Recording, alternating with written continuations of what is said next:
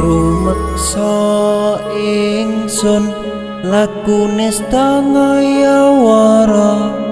kelawan mekak hawa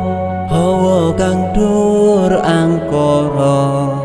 senajan setan gentayangan tansah gawe rupeda hingga pupusing jaman hametek ingsun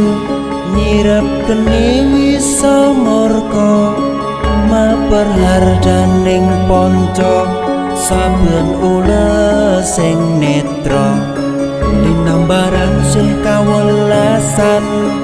ingkang paring kamulyan Sang Hyang Jati